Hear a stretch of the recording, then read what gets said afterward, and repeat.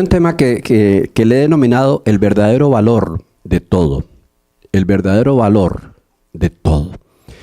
La Biblia, hablábamos la semana pasada que uno de los versos tal vez más conocidos por todos los cristianos y aún los no cristianos es Filipenses 4:13. ¿Se acuerdan qué dice? Todo lo puedo en Cristo que me fortalece. Y esa frase se ha hecho tan grande, tan fuerte, que le ha dado la vuelta al mundo y se ha convertido en una insignia para levantar y ha sido muy fuerte, muy preciosa.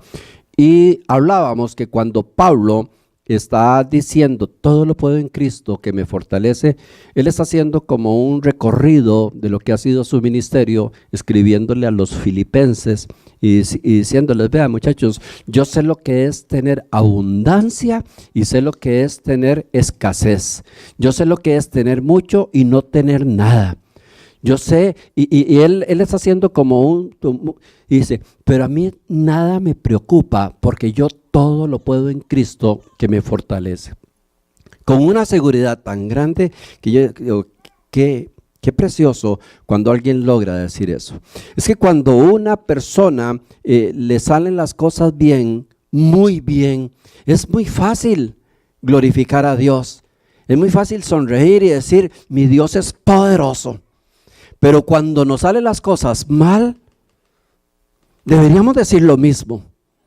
Porque Pablo decía, todo lo puedo en Cristo que me fortalece en las buenas y en las malas. Entonces, para el cristiano realmente no hay malas. Digamos que hay difíciles, pero no hay malas. Porque la palabra de Dios dice que a los que amamos a Dios, todas las cosas nos ayudan a bien. Todas. Lo peor que usted se puede imaginar, a los que amamos a Dios, eso va a trabajar para el bien de nosotros. Y muchas cosas que tal vez consideramos desgracias en algún momento, son cosas que se convierten en fortalezas si las sabemos manejar con agradecimiento y con convicción de lo que vamos a ver hoy, el verdadero valor de todo. Entonces yo quisiera tomar a Pablo como ejemplo y hablar un poquito del apóstol Pablo. El apóstol Pablo es uno de los hombres más influyentes en la palabra de Dios. Podríamos decir que a partir del Nuevo Testamento es el hombre más influyente en la palabra de Dios.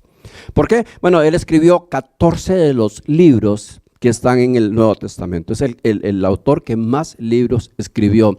Le escribió a judíos, le escribió a los que no eran judíos, escribió verdades absolutas. O sea, fue un hombre realmente excepcional. Pero ese hombre excepcional, cuando nos vamos a su historia, a su récord de vida, encontramos que Pablo fue uno de los tipos más malos de su época. Qué paradoja, qué contradicción, ¿verdad? Este hombre que tal vez es el más excepcional en la palabra de Dios, resulta haber sido uno de los hombres más malos de los que también se narra en esos tiempos. Pablo era un asesino, así de crudo. ¿Saben quién fue el primer mártir cristiano? Esteban. Esteban es el primer hombre que se le llama mártir cristiano, o sea que fue martirizado o muerto por el cristianismo. Y a Esteban lo matan a pedradas. ¿Y saben quién iba dirigiendo el grupo? Pablo. Seguro Pablo decía, péguelo por acá, denle otra pedrada, denle duro, muchachos. Ese era el jefe, Saulo de Tarso. Dice que Saulo de Tarso asolaba la iglesia. Cuando asolaba la iglesia era que los atemorizaba. Con solo oír que decían, viene Saulo de camino, era un terror, porque venía un hombre despiadado, que mataba a lo que sea, que le arrancaba los hijos a los padres a golpes, que quemaba a la gente, un tipo malo. Por eso no se preocupe mucho de su pasado, porque más bien entre peor es el pasado, más grande es el actuar de Dios en nosotros. Porque dice la palabra de Dios, de lo vil y de lo menospreciado de este mundo, yo los llamé para darle vergüenza a los que se creen sabios. Entonces Dios normalmente cuando quiere usar a alguien, busca a alguien que tenga una mala reputación, pues para que se vea el milagro. Entonces, si usted ha sido malo, este es un buen prospecto para ser utilizado por Dios. Entonces, detrás de Pablo, de este hombre, hay un montón de cosas que a veces no se hablan mucho. Yo estoy hablando en el contexto de lo que él hacía como oficial romano, porque era un tipo malo ante los ojos de los judíos por todo lo que hizo. Pero también yo quiero hoy estudiar un poquito con ustedes o explicarles un poquito el trasfondo del apóstol Pablo o de este Saulo de Tarso antes de su conversión. Porque él también había sido un hombre sumamente excepcional.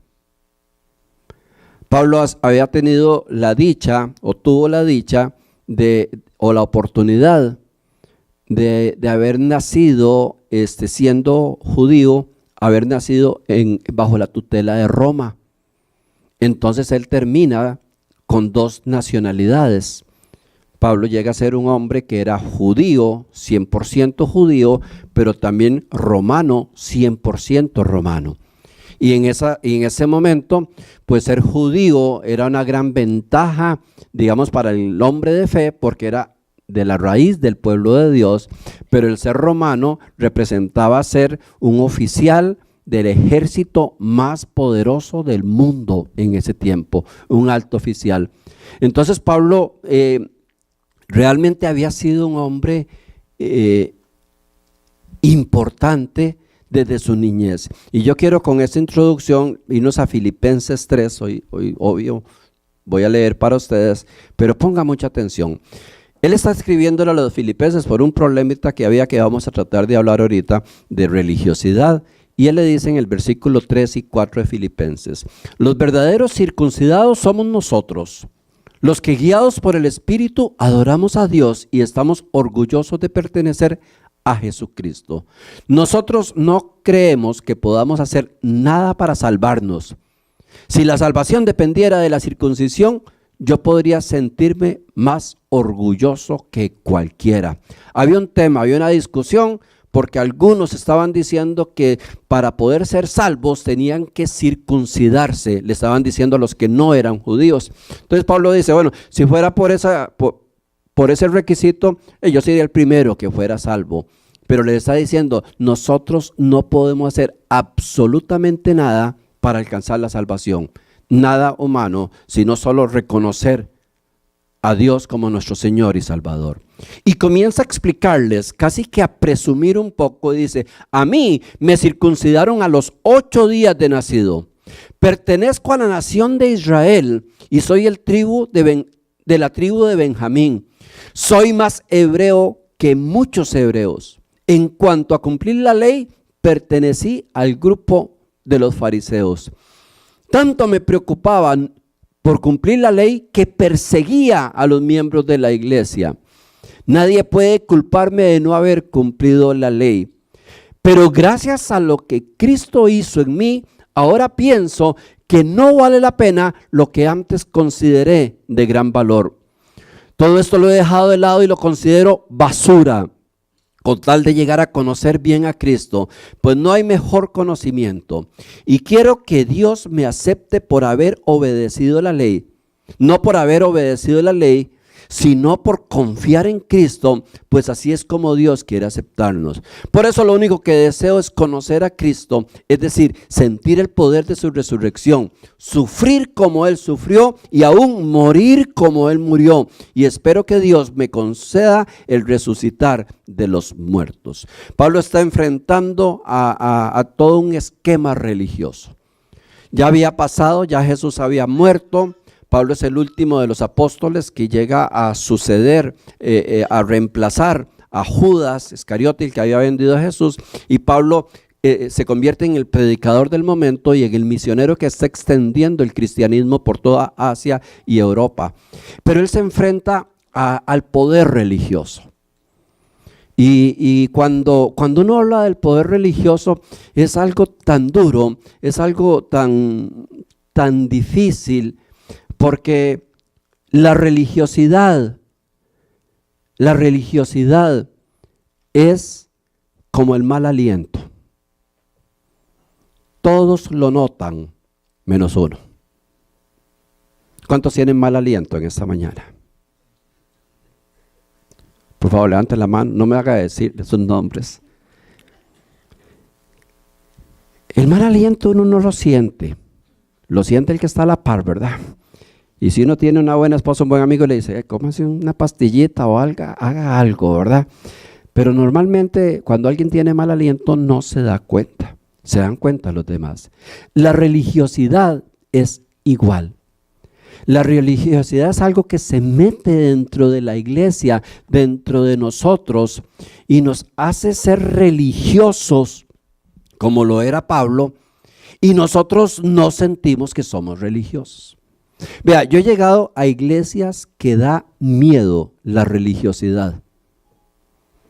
Leyes de todo tipo, prohibiciones, ritos y cosas que no están en la Biblia. Dificilísimas. Y he hablado con el pastor, tal vez me han invitado a predicar, y yo me he quedado y digo, tal vez nunca he estado en una iglesia tan religiosa como esta.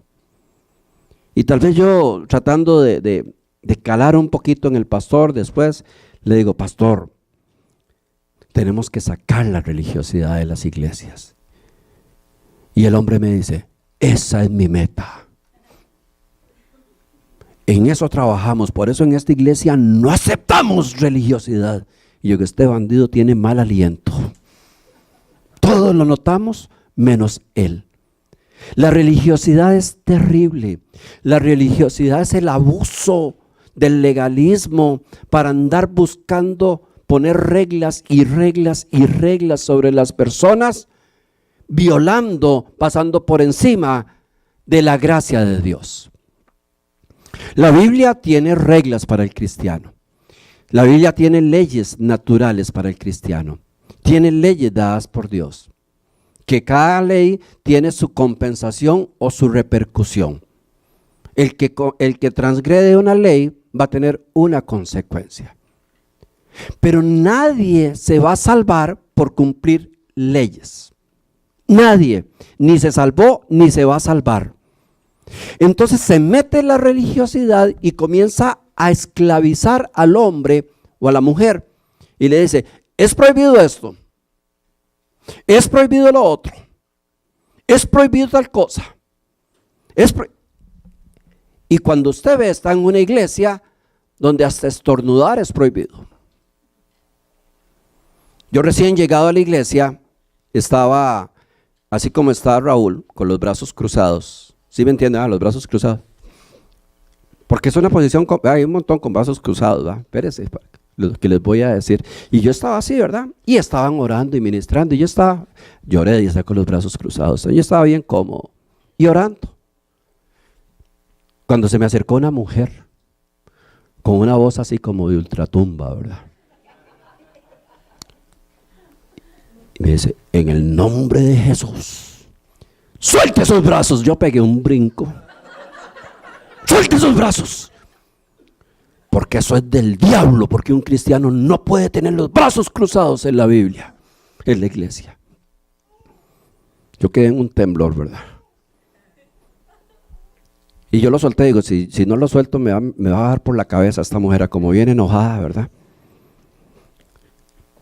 Y después me ponía a pensar, ¿de dónde sale eso?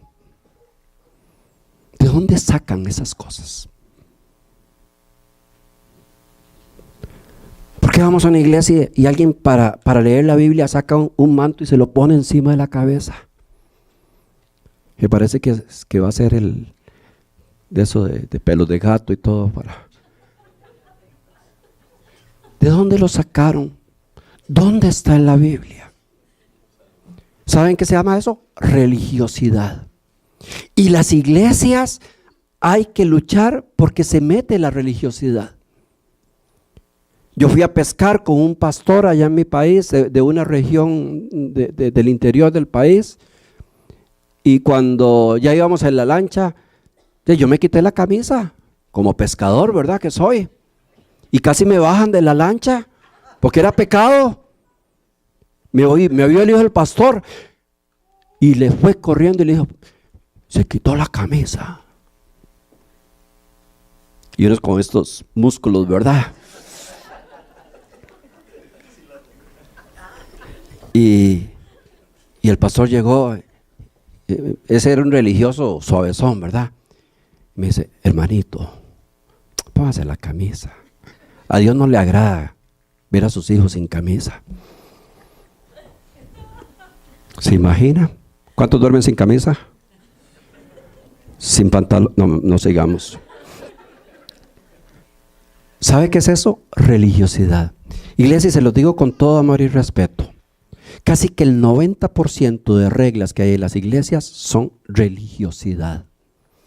Y se defienden más que la palabra de Dios. Porque la palabra de Dios es una guianza de amor. Y yo cumplo y trato de cumplir la palabra de Dios por amor a Dios, no por miedo. Entonces, que si usas pantalones, que si te pintas los labios, que si se hace una cosa, que si se hace la otra, que si se cortó. Un día de eso me dijeron, ¿por qué tiene el pelo tan largo? No está la que me dijo. Me dice, usted está como en los años 70. Y le digo, es que de ahí vengo. ¿Creen ustedes que el pelo lo hace más espiritual o menos espiritual a uno? ¿Dónde estarían los calvos? Nada de eso. Que la falda, si pasa la rodilla, es santa, pero si no pasa la rodilla es del diablo. Que si se pone un color de cierto tipo, a Dios no le agrada. Por eso estudiamos la palabra de Dios, porque la palabra de Dios es la que tiene que agarrar toda esa religiosidad y sacarla de la iglesia. Y cuando usted le salgan con esas historias, dígale, ¿dónde está en la palabra de Dios eso? ¿Dónde está? Estudiémosla, vamos al contexto, vamos a ver qué está diciendo, vamos a ver por qué se dijo. Bueno, Pablo estaba peleando con ellos porque los cristianos de esa época habían hecho, bueno, el Señor vino a darnos salvación, pero el que no se circuncida no es salvo. ¿Y sabe de dónde agarraron eso? De la Biblia. Porque los religiosos buscan algo en la Biblia para justificar. Somos mayores, ¿verdad? Todos sabemos qué es la circuncisión. Pero la circuncisión fue un pacto que Dios estableció con el pueblo de Israel cuando andaban en el desierto, y tiene que ver con unas cuestiones que se llaman las leyes sanitarias, y tenía todo un porqué los puso a hacer eso en el desierto. Pero cuando el Señor viene, ya se olvidó. Circuncidado o no circuncidado, eso es lo que menos le importaría a Dios de un ser humano. Eso es lo que menos le importaría a Dios. Pero entonces ellos estaban peleando y obligando al que se convertía al cristianismo, ok, se convirtió, tiene que circuncidarse, si no, no es salvo.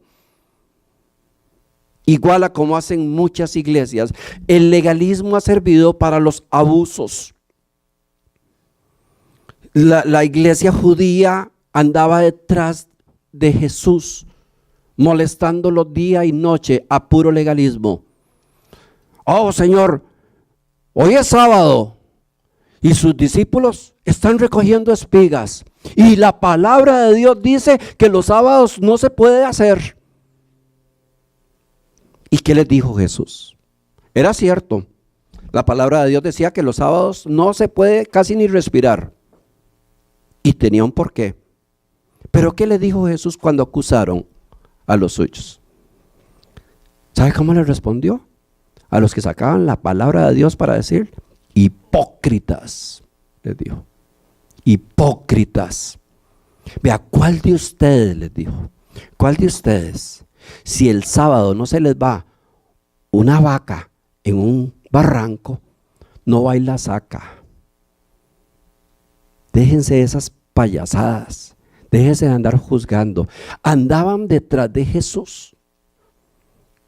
Llegaron los discípulos a comer, a como comimos nosotros ayer tortas, pusimos una mesa y yo no me lavé las manos, porque es que cuando uno está trabajando, qué rico que es comer con las manos sucias, ¿verdad? El polvillo, todo eso sabe rico, ¿no? Porque sabe, como uno pocas veces trabaja, le sabe rico, ¿verdad? Bueno, los discípulos se sentaron a comer y se vinieron los religiosos corriendo. Señor, sus discípulos están comiendo y no se lavaron las manos. Y la palabra, la ley dice que no tocarás alimento sin lavarte las manos. ¿Se imagina lo que era molestar a Jesús por eso? Y es que el lavarse las manos para los judíos no era como nosotros, ¿verdad? El lavarse las manos era un ritual, donde usted tenía que llegar, meter las manos en un chorro, subirlas para que le bajara el agua por todo acá. Era un ritual. O sea, uno con hambre tenía que esperarse casi 10 minutos para que se secaran las manos y de todo. No habían secadores eléctricos. ¿Y qué les dijo Jesús? ¿Estaba en la Biblia? Sí, sí estaba en la Biblia. ¿Le importó a Jesús? No. No le importó a Jesús porque correspondía a una ley sanitaria que tenía que ver con el pueblo de Israel en el desierto y cosas que tenían que cuidar para no enfermarse y punto. Pero la ignorancia del hombre hace buscar un versículo y establecer una doctrina. Entonces Jesús les dice, vea, hipócritas, dejen de andar molestando a la gente, porque no es lo que está afuera lo que contamina al hombre. Yo por eso como con las manos sucias cuando estoy trabajando para sentirme bien. No es sino lo que sale del corazón lo que contamina al hombre. Entonces, ¿qué hace usted con un evangélico de esos bien religiosos, cumpliendo un montón de cosas con el corazón lleno de rencor, lleno de chismes, lleno de murmuración, lleno de resentimientos, lleno de todo? ¿De qué sirve? ¿De qué sirve? Dios vino a hacernos libres. Y libres es ser libres, es vivir, es disfrutar la vida, es hacer el bien. Pablo comienza a enfrentarse con ellos, entonces Pablo les presume y les dice, vea, déjense de cosas, porque si fuera por la circuncisión, esperen que les cuente con quién están hablando. Y dicen, ¿saben que a mí me circuncidaron a los 8 días? Porque la ley así lo establecía. Pero la ley lo establecía así, pero muy pocos podían cumplir la normativa de los 8 días. Bueno, porque la mujer estaba en cuarentena, porque a veces había que ir muy lejos para llegar al templo, entonces muchos eran circuncidados al mes o a los 2 meses, pero el que era circuncidado a los 8 días representaba a alguien que sus padres estaban preparando de antemano para que estuviera perfecto con la ley. O sea, yo tengo el requisito, el primer requisito para ser un buen judío, circuncidado a los 8 días. Y les repite y les dice, yo soy israelita puro. Dentro de mi familia no hay un solo ser que se haya mezclado con otra raza, que para el judío eso era importantísimo. Y les dice, y soy de la tribu de Benjamín. Quiero que entiendan que Pablo les está presumiendo. Vea, déjense esas payasadas. Si aquí alguien puede presumir, soy yo. Soy judío de judíos, soy hebreo. Nació en la tribu de Benjamín. Lo que representaba la tribu de Benjamín, o lo que representa la tribu de Benjamín, ¿todos saben quién es Benjamín? Benjamín fue el último hijo de Jacob, donde se funda el pueblo de Israel. Benjamín es el hijo que nace después de José, el que se llevaron para Egipto. Entonces Benjamín llega a ser como el niño preferido de Jacob, porque su niño preferido siempre había sido José, pero se lo arrebataron, se fue. Cuando José se fue, nació Benjamín, que son los 2 únicos hijos que tuvo Jacob con la mujer de sus sueños, que era Raquel. Entonces, para Jacob, el padre del pueblo de Israel, Benjamín era intocable. Y recuerden que una de las condiciones que puso José para liberar a los mismos hermanos, tráigame a su hijo menor. Y Jacob dijo, primero me matan, pero no me lo tocan. Casi siempre pues el niño que nace menor cuando hay hermanos mayores, de alguna forma es como el más consentido de los padres. ¿Por qué? Porque nace el niño cuando ya los padres están más viejos. Y recuerde que uno con los hijos, normalmente, con el primero no tiene ninguna experiencia, con el segundo ya tiene un poquito, entonces uno va siendo mejor padre, yo creo, a como pasan los hijos. Al primero se le exige muchas cosas, se le tienen muchas cosas, se le protege muchísimas cosas, pero ya cuando usted es el quinto o el sexto es como que fuera una mascota en la casa, ¿verdad? Déjelo. Entonces ya el corazón del padre ya como que ha cambiado mucho, porque dice, no, ¿para qué los va a estar molestando uno mucho? Tanto que molesté yo a este, o ya ha visto cosas. Entonces, si ya usted está un poquito mayor de la edad, entonces ya uno comienza a ver los hijos pequeñitos como nietos. ¿Y cuántos son abuelos acá? Deben haber otros que ni saben, pero posiblemente sí. Y cuando uno tiene nietos, vea, no hay nada más precioso en el mundo que tener nietos. Si yo hubiera sabido que era tan lindo tener nietos, yo hubiera tenido nietos en lugar de hijos. Porque es precioso. Ellos son los que mandan, hacen lo que les dan y de todo se ríe uno. Y los hijos se ponen enojadísimos. A mí no me aguantaba eso, pero usted es mi hijo, este es mi nieto. Entonces mi nieto, vea, no a un día me pegó con un vaso en la cabeza, que todavía me duele. Vea, yo sentí como que se me han salido los sesos, se me bajó una lágrima, casi pierdo el conocimiento. ¿Y saben qué hice? Me reí. Como lo tienen a uno ya de abuelo, ¿verdad? Y me reí por protección de él. Porque digo, si la mamá se da cuenta lo que me hizo, lo castiga. Entonces, mire, ¿qué pasó? Nada. Estamos jugando y yo con la cabeza que parecía un unicornio, ¿verdad? Porque uno ve los nietos diferentes. Entonces uno les permite todo. No azúcar, y el abuelo les zampa azúcar. Porque es riquísimo, yo los tengo en el día y se los llevan en la noche, las malas noches las pasan allá. Sophie se va de la casa que no quiere irse, porque ella es la dueña de todo. Charlie es el que a veces nos dicen, mira qué raro, Sophie eran las 4 de la mañana y no se dormía. Yo digo, yo sí sé por qué. Yo sí sé por qué, está Charlie, ¿verdad? Yasmin, no, bueno, gloria a Dios, tocó que esto queda entre nosotros, yo sé que están de igual, ¿verdad? Entonces él presumía de que él era de la tribu Benjamín, que hasta el día de hoy la tribu de Benjamín es la tribu consentida de Israel. Es esa tribu que todo Israel defiende, porque es la consentida. O sea, estamos hablando con un hombre que venía de las raíces más puras del judaísmo, de las mejores cunas. Les termina diciendo, y soy fariseo. Y en la otra versión dice, soy fariseo de fariseos. Cuando nosotros escuchamos hoy la palabra fariseo, hasta suena un poco como que es alguien malo, ¿verdad? Yo recuerdo que entre nosotros, cuando yo no era cristiano, cuando alguien era, ese es un fariseo, le decían, para señalar a alguien malo.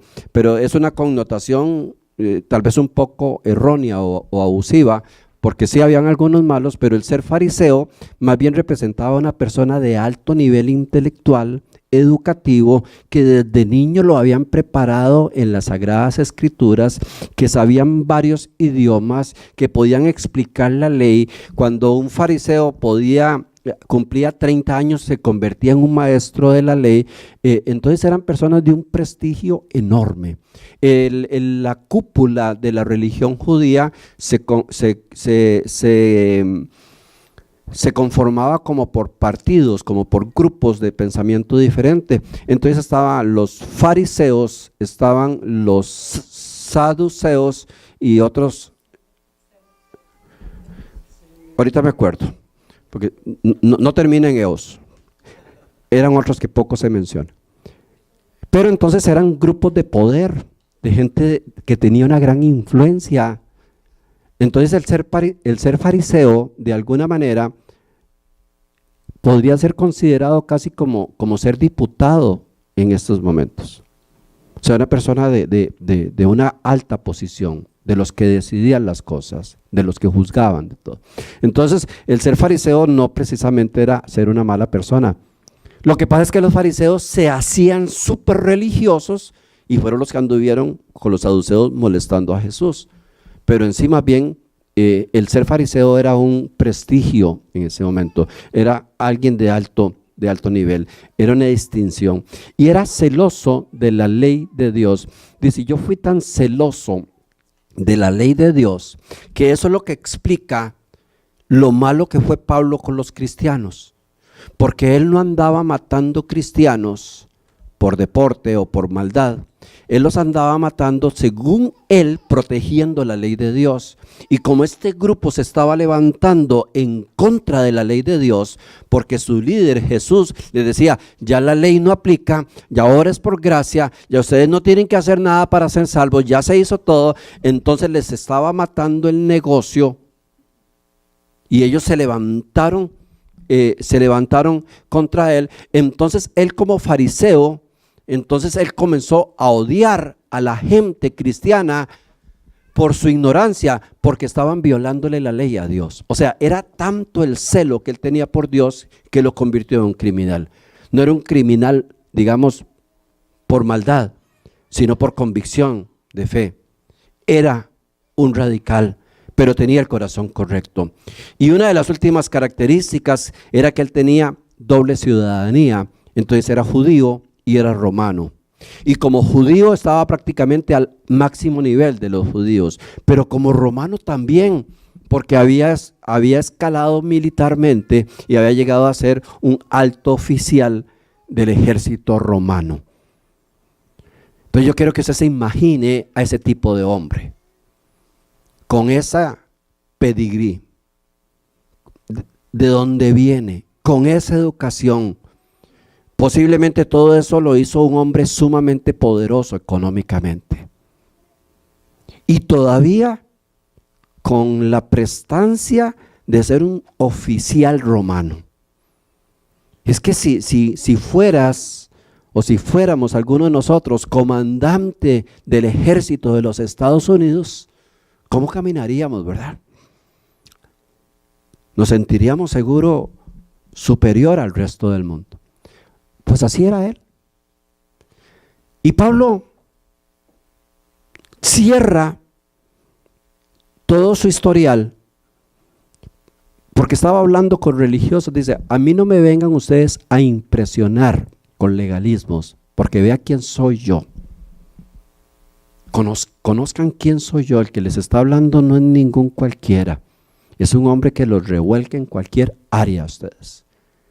Pero él termina diciendo, todo esto, o sea, todo lo que he tenido, lo he dejado a un lado y lo considero basura. Qué impresionante, ¿verdad? Lo considero basura, con tal de llegar a conocer el bien de Cristo. Pues no hay mejor conocimiento y quiero que Dios me acepte, no por haber obedecido la ley, sino por confiar en Cristo. Pues así es como Dios quiere aceptarnos. Por eso, lo único que deseo es conocer a Cristo. Es decir, sentir el poder de su resurrección, sufrir como Él sufrió y aún morir como Él murió. Y espero que Dios me conceda resucitar de los muertos. Es que todo es basura. Es como el mejor doctor, el mejor especialista, y que diga, yo mis estudios, para mí eso es como basura. Es incomparable lo que es entender lo que es Dios. Cuando Pablo habla de basura, a mí eso me impactó mucho y siempre porque es lo que dice, eso no tiene ninguna importancia. Esas son cosas, circunstancias. Si usted logró estudiar, gloria a Dios, qué bueno. Si usted sabe 2, 3 idiomas, qué bonito, qué bueno. Si usted es talentoso, qué bueno.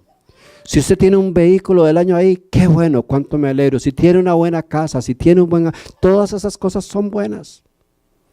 Pero sabe que al final de cuentas todo eso es basura. Vea, pase por un... ¿Cómo se llama? Donde desarman los carros. Por un junket. Y ve el carro más descarapelado y más feo y más viejo y más podrido. Véalo. Pero piense que hace tal vez 50 años ese era lo máximo que había en la carretera. Que el dueño de eso, que ahora es basura, presumía de tener el carro del año. Que tal vez no dejaba que nadie se lo tocara. Que quién sabe cuántas veces se peleó con la esposa o con el hijo porque se metieron al carro con los pies sucios. ¿Quién sabe cuántos pleitos no tuvo porque se lo rayaron? ¿Quién sabe cuántas veces no fue a la corte porque le chocaron el carro? Que tal vez ese hombre sentía que era el hombre más grande del mundo porque tenía ese 0 millas. Pero hoy usted lo está viendo y es basura. Basura. Y perdón que sea tan explícito, pero sabe que la casa donde usted y yo vivimos es basura. Es basura. No la tenga como basura. Pero dése una vueltita dentro de 100 años y puede a esa casa a ver qué se encuentra. Ya ni la encuentra. Se está pudriendo. Todo lo que nosotros tenemos material es basura. ¿Qué te vas a llevar el día que te mueras? Nada. Ni los dientes. Nada. Ese diente de oro que es lo máximo que tienes, que hasta cambiaste tu sonrisa para que destelle, se queda. Entonces valdrá la pena pelear, luchar o vivir por la basura. Y eso fue lo que Pablo encontró. Vea, Pablo le está diciendo, yo soy mejor que todos ustedes juntos. Y después en Filipenses 4 les dice, yo sé lo que es vivir en abundancia y en pobreza. A mí me da igual. Porque yo no dependo de lo que tengo. Yo doy gracias por lo que tengo. Gloria a Dios por lo que tengo. Y yo creo que Dios quiere que los hijos de Dios vivamos bien. Y yo creo que Dios quiere que el tránsito de nosotros en esta vida sea un tránsito bonito. Dios no nos trajo a sufrir. Dios no nos trajo a que fuéramos miserables. Dios no nos trajo para ser humillados, para ser avergonzados. Dios nos trajo para triunfar, para vivir, para ser felices y que la gente que está con nosotros viva feliz. Amén. A eso nos trajo el Señor. Ese es el propósito. Porque los pensamientos que tengo para ti son pensamientos de bien y no de mal. Pero que de ahí a que nosotros nos amarremos al materialismo y hagamos de ese materialismo un Dios. El 90 o más % de los problemas en una casa tienen que ver con lo material. Pleitos, problemas. Yo me acuerdo, para no señalar a nadie, de mí mismo, peleando por basura. Porque tenía un vaso que traje de no sé qué y que tenía un diseño y me lo quebraron. Y se armó un pleito. Salió gente llorando, heridas, palabras de maldición y de todo. ¿Por qué? Por basura. Compramos un televisor, estoy hablando hace unos 35 años, que comprar un televisor era algo como casi parecido a ir a la luna. Ahorita, ¿verdad? Era dificilísimo. Pero yo compré un televisor a colores. Ni se entendía nada, pero era colores, un montón de manchas. Y yo recuerdo que era el mejor tele del barrio. Porque vivíamos en un barrio de puros amigos, de gente mediana. Y cada vez que alguien compraba algo, hacía una fiesta en la casa para que la gente llegara, pero era para que viera lo que uno había comprado. ¿Ah? Hagamos unos traguitos, venía, hagamos unos traguitos. Hace días que no hablamos, pero era. Y ponía uno el tele, le sacaba brillo y de todo para que el que entrara, ¡wow! Bueno, ese jaja, me imagino que es amén, y más de uno lo hacía. Compramos muebles, hagamos una fiesta. La fiesta no importa, es que vean los muebles, que se sienten, que les arda, ¿verdad? Bueno, yo compré un tele que era casi lo máximo que había en el mercado. Ahora, ¿sabe qué es ese tele? Basura, ¿verdad? Si acaso existiera. Ni para sembrar un helecho, una maceta sirve. Es basura. Y yo recuerdo que yo entraba y me quedaba viendo el tele. Me parece increíble que yo tenga ese tele. Y lo pasaba viendo. Me devolvía y agarraba el trapo. Es que le cayó una. Y reuní a mis hijos y les digo, vea, este tele costó tanto. Cuidado al que yo lo voy a tocar ese tele. Porque se las ve conmigo. Porque yo era como Saulo de Tarso, malo, con M de Mayra. O sea, coincide, para que entiendan.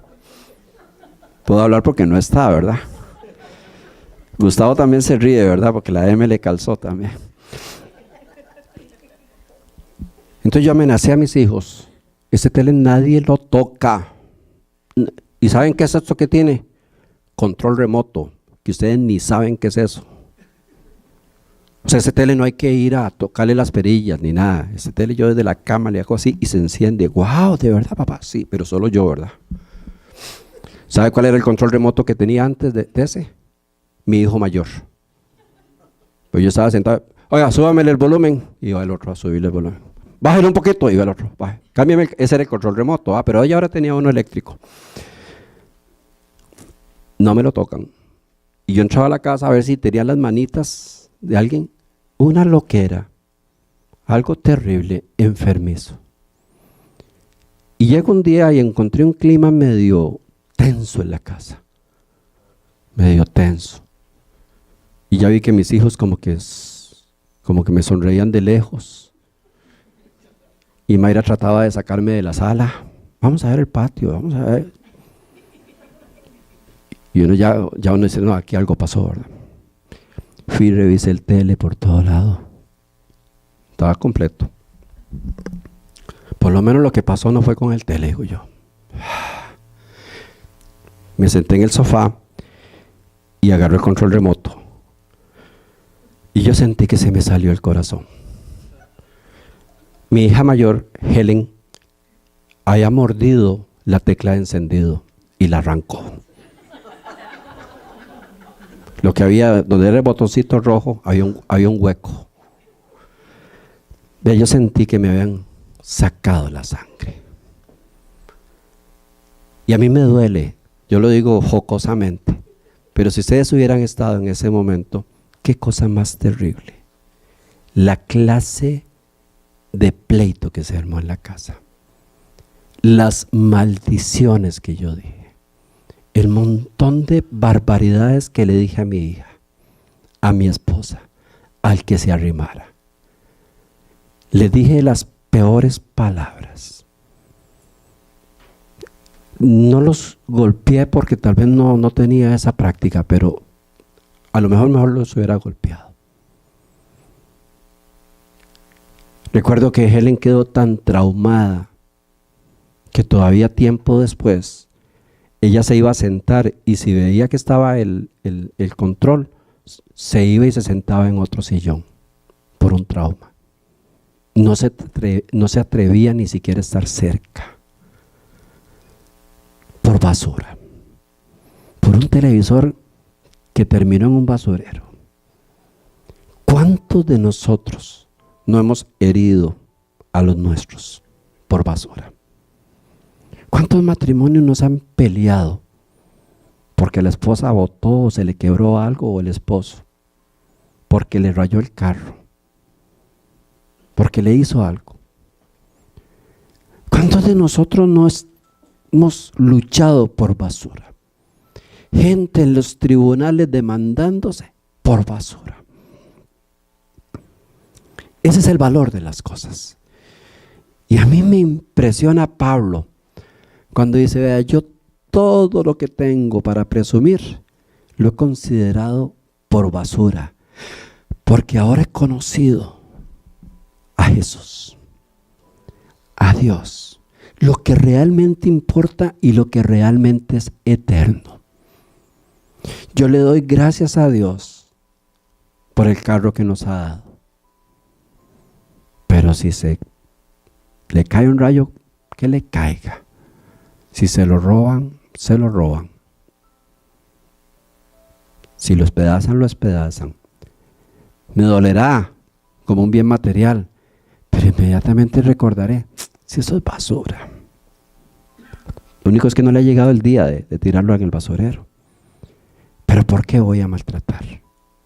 ¿Por qué voy a herir? ¿Por qué voy a hacer de mi casa un infierno? Por algo que no vale absolutamente nada. Teniendo lo verdaderamente importante, que es el conocimiento de Jesús. Iglesia, yo no sé, cada uno tiene su propia relación, pero yo no me imagino mi vida sin Cristo. No me la puedo imaginar. Y no estoy presumiendo, estoy abriendo. O sea, yo no me puedo imaginar un día de mi vida sin Cristo, porque mi vida gira alrededor de Cristo. Desde que abro los ojos, desde que desayuno, desde que pienso, todo gira alrededor de la persona de Jesús. Y las decisiones tienen que girar alrededor de la persona de Jesús. Y las acciones tienen que girar alrededor. ¿Sabe qué estamos haciendo nosotros aquí? Algo muy lindo, pero que al final es basura también. Véngase en 100 años a ver qué encuentra acá. Bueno, hacemos las cosas bien, las queremos, honramos a Dios, pero nuestro corazón no está metido ahí. Nuestro corazón tiene que estar metido en Cristo. Y si aprendemos a vivir así, vamos a vivir más felices y más agradecidos.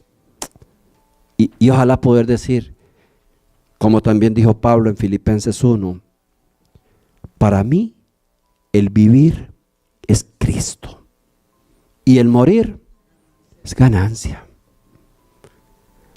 Porque nuestra ciudadanía no está en la tierra, está en los cielos. ¿Cuántos realmente creen en esta mañana que son eternos? Pues yo le quiero recordar que todos somos eternos y que aquí en la tierra nada más estamos definiendo a dónde vamos a pasar la eternidad. O la eternidad en la presencia de Dios por siempre, disfrutando de lo que realmente era el plan de Dios para el ser humano, o en el lugar donde nadie quiere ir, que fue hecho para Satanás y sus ángeles. Entonces, para mí, el vivir es Cristo. Y el morir es ganancia. Porque hay un lugar donde dice que no entra ni el saltón, que no se corroe, que no se pudre. No hagan tesoros en la tierra, decía el Señor, porque no los hace en el cielo.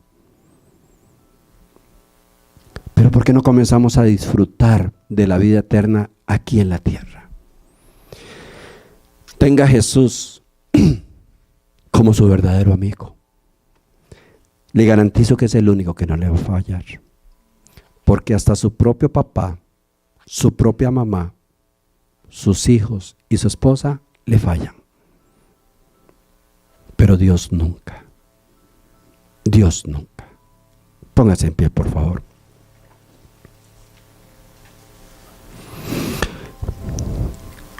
¿Cuál es el verdadero valor que le das a las cosas? Al dinero, a las posiciones, a los estudios, a la familia, inclusive al ministerio.